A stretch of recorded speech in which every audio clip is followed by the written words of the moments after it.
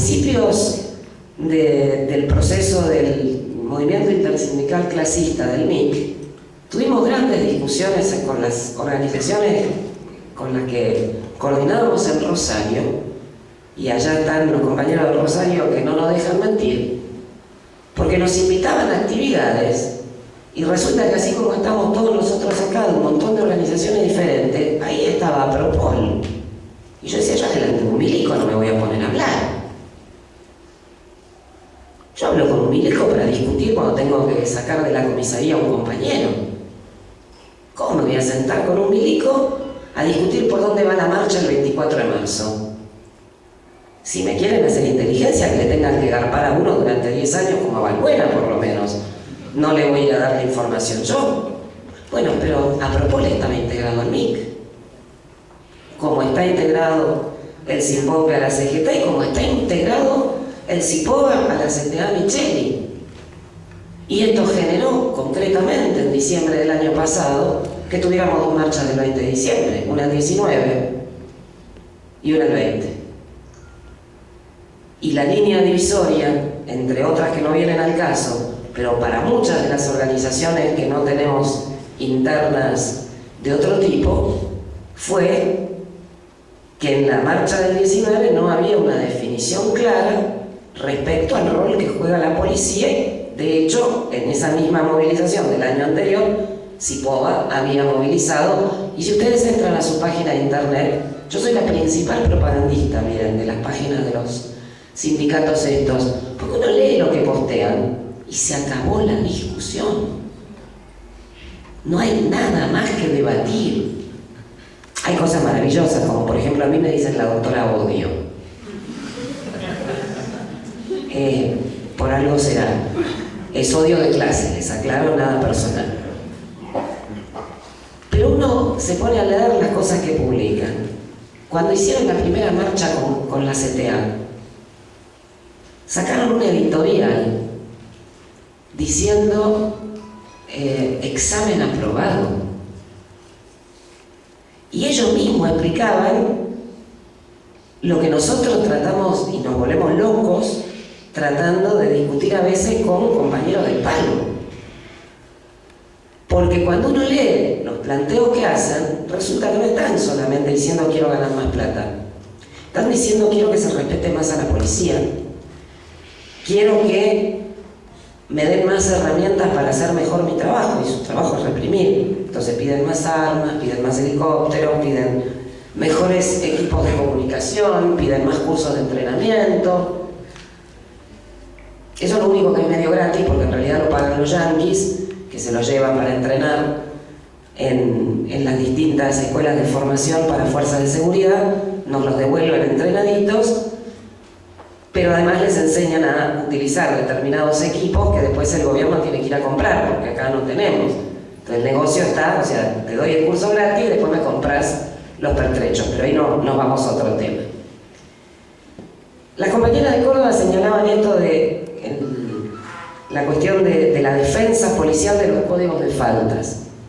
Códigos de faltas que con ese nombre o con el nombre de código de contravenciones o cosas parecidas existen en todas las provincias argentinas y en la ciudad de Buenos Aires, con muy ínfimas y menores diferencias en cuanto al articulado, algunos un poquitito más explícitos, otros con un lenguaje un poquitito más rococó, que parece progresista, pero lo cierto es que los que tenemos un poquito más de años nos acordamos, por ejemplo, de la desesperación que tenía la Policía Federal cuando a partir de la detención, tortura y muerte de Walter Bulacio se empezó a discutir y se empezó a hacer más visible la campaña contra la herramienta que en ese momento permitía este tipo de detenciones contravencionales en la ciudad de Buenos Aires, que eran los famosos y nunca bien ponderados edictos policiales. Se pusieron como locos. Hacían campañas con afiches, sobre todo en los barrios más populares del sur de la ciudad de Buenos Aires, firmados por Comisión de Padres de Barracas o Comisión de Padres de Lugano, En algunos casos pudimos rastrear que era guita puesta por la comisaría del barrio, que había inventado el sello, donde decían no hay que atarle las manos a la policía porque si no se nos va a llevar a llenar el barrio de asesinos y delincuentes, como si tuviera algo que ver la descripción de las figuras que hay en un código contravencional con la comisión de delitos. Justamente, si fueran delitos estarían en el Código Penal.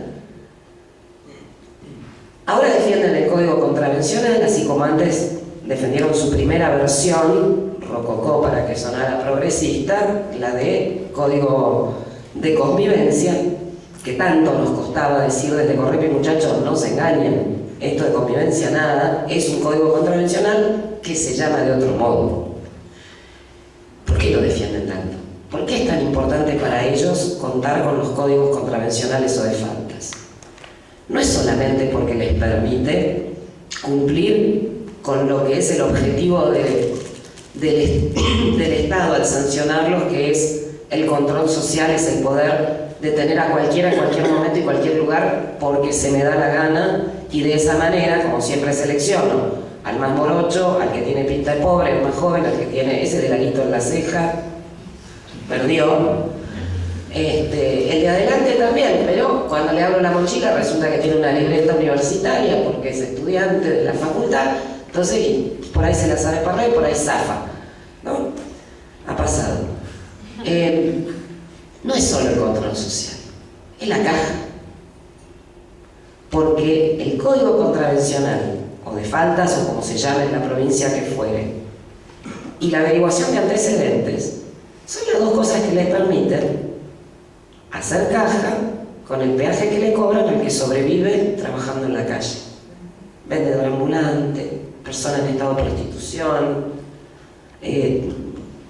cualquiera, desde el que exprime juguitos con una maquinita casera hasta el que vende especias en la puerta del supermercado. Y sin embargo, en sus pliegos de reclamos, en estas sazonadas, en estos acuartelamientos, aparecen estas cosas. El mantenimiento de las contravenciones aparece expresamente en varios casos. Y expresamente aparece también este reclamo de la defensa orgánica propia a través del sindicato, cuando, hoy la tienen propia a través del sindicato, cuando son, siempre usan la misma frasecita, falsamente incriminados.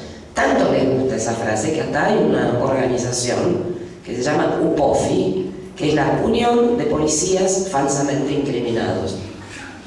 O sea, es una mutual que se dedica a recaudar plata cuando no hay sindicato que ponga el abogado, ni tampoco lo pone el ministerio correspondiente, porque acuérdense, en el caso Ferreira, se fueron los policías del Ministerio de Seguridad que defendían a los policías, porque los salimos a denunciar.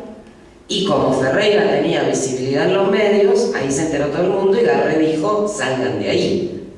Y entraron todos los demás socios en las sombras de los abogados del Ministerio de Seguridad, que son el elenco estable.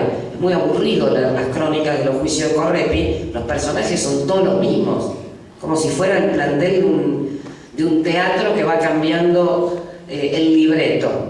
Porque nosotros estamos siempre a un lado y del otro lado se van rotando siempre los mismos. UPOFI, cuando no está ni una ni otra posibilidad, porque cuando la causa no tiene tanta repercusión, los del Ministerio de Seguridad siguen hasta el final, y hemos tenido infinidad de juicios con ellos, lo que hace es la vaquita para contratar el abogado pulenta. Y ahí es donde vemos aparecer en los juicios contra un cabo, un sargento, un agente, a Stinfale, a Cuña Olivarona, a Babington, al ex juez Branca, al ex secretario federal Schlagel, y uno dice, ¿de dónde sale la plata? Si este tipo llora por miseria diciendo que no le alcanza la plata para vivir, y además se supone que está en disponibilidad, que está cobrando el 50% del sueldo. Entonces, esa es la realidad concreta y cotidiana de por qué y para qué funcionan estas agrupaciones que ellos pretenden legalizar como sindicatos y que constituyen desde nuestro punto de vista una situación de enorme peligrosidad si le vamos a abrir las puertas como si fueran compañeros.